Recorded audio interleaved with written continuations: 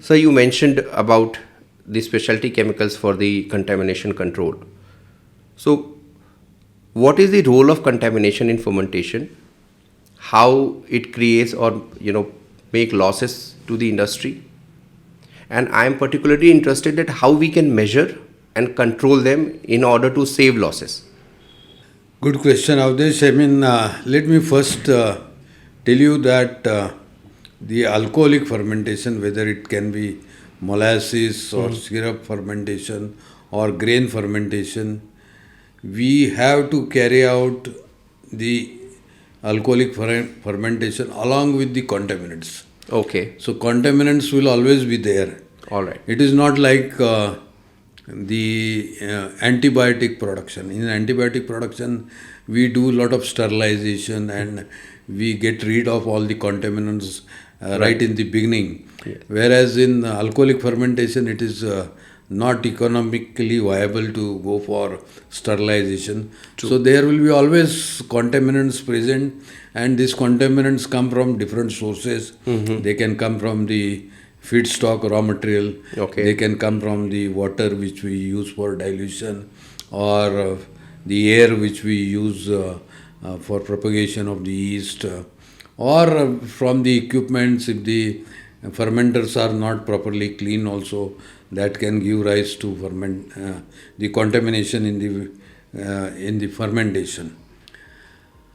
And therefore we have to take care of this contamination. Right. So we have to use certain kinds of parameters and certain kinds of specialty chemicals to control this contamination and keep them at a suppressed level, so that we don't get the loss of alcohol. All right. These contaminants can convert sugar into undesired products. That is, it can convert it into lactic acid and the other volatile acids. True. And that can reduce your yields and efficiency. And therefore we have different types of antibiotics and the enzyme formulations which are available, which can effectively control these contaminations. So you mentioned that lactic acid is there, or if any other volatile acids are there. So how do we measure at the plant and keep it under a controlled level? Yeah, lactic acid, today we have the ready-made kits which are available from a company called Merck. We can purchase this kind of kits and it is very easy to measure the lactic acid present in your fermented wash. So by measuring this lactic acid, we will be able to understand the level of contamination which is there. Okay. And if the level of contamination is higher, then of course we will have to use this antibiotic and antimicrobial agents. And for the other volatile acids, we have conventional methods of measuring the volatile acids, but today we have the gas chromatographies and the high performance liquid chromatographies which are available.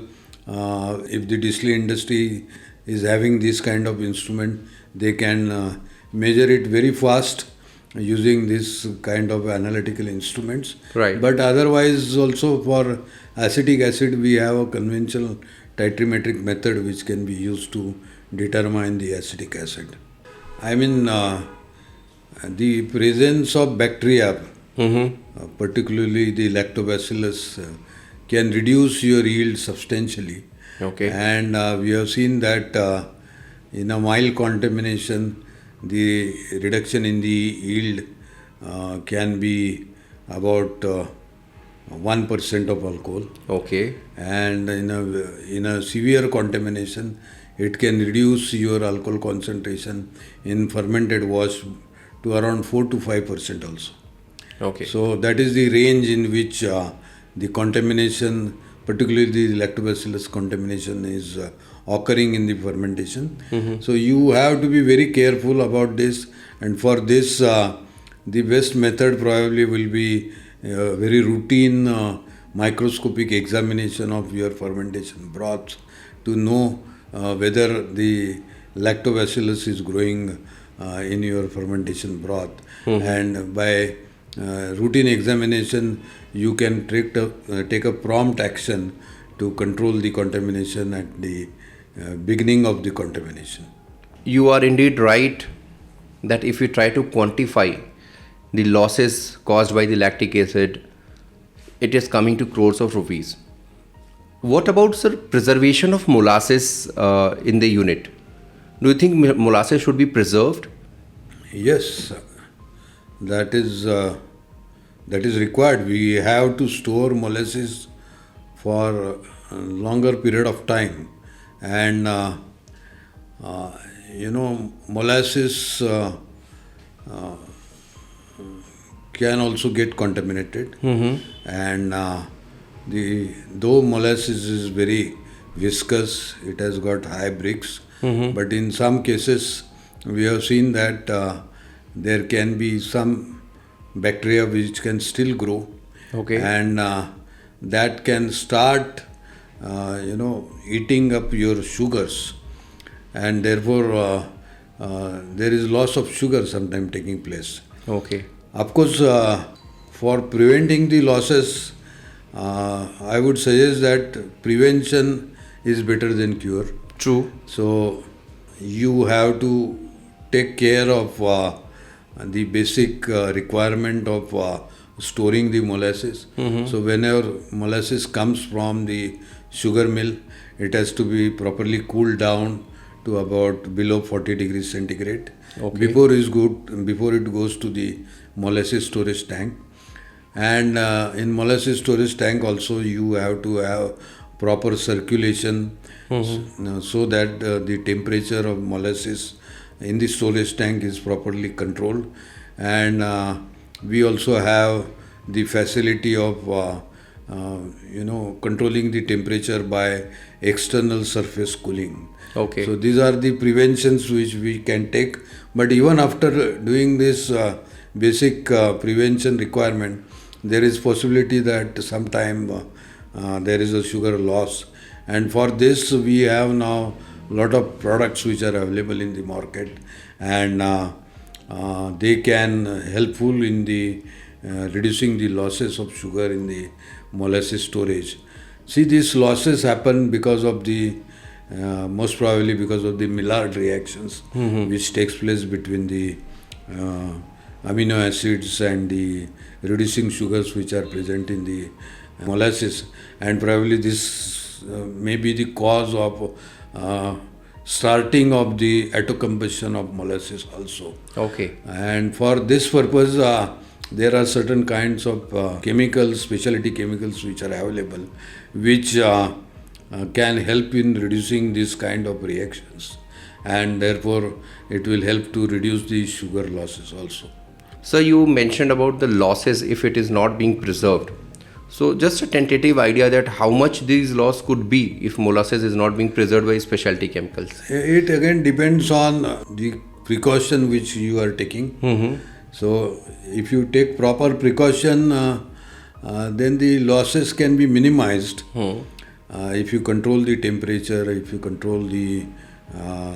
you have proper circulation, then the losses can be minimized. But it again depends on the environmental factors also. Particularly in the summer season, we have the risk of more reaction taking place in the molasses tanks. And for that purpose, it can be helpful to use this kind of products so that the quality of molasses is maintained properly. So you mentioned about the contamination control or identification of the probable losses in the plants. What we have observed is that in Western countries, there are equipments which are being used to identify these contamination or any issue. For example, HPLC is there, advanced microscopes are there, NIR is there. Now I would just like to understand why the acceptance of these equipments, or you find it very rare being used in the units or distilleries in India, and considering What do you think could be the probable reason, and how much helpful they could be to the industry if they are being utilized properly? Yeah, you are correct. I mean, not only in distillery industry, but for any process industry, the analysis is the heart of the system. All right. If you do analysis properly, then you can, have maximum efficiency. You can control your process properly. Right. Conventionally, we have been using the traditional analytical methods such as the titramatic methods and the other simple methods. But particularly in the distillery industry, we have not very successfully used HPLCs and GCs and NIRs. NIRs have come recently because NIRs require the libraries also, which are now getting developed. But HPLCs and GCs, they can be really helpful in the distillery industry, particularly in the grain industry also. And they can give you very quick analytical results. All right. But the problem probably, in my opinion, is that there are two things. One is probably we don't have, the trained manpower which can, operate this kind of sophisticated instruments. Okay. In fact, if you go to the pharma industry, these instruments are very common. And right. We have good trained manpower available for this. But unfortunately, in the distillery industry, we don't have, because these instruments are quite costly, and it requires a lot of calibrations and maintaining the equipment properly. Okay. And for this, we require specialized, trained analytical chemists, and they are not really available for the distillery industry. But slowly, I think the picture is now getting changed.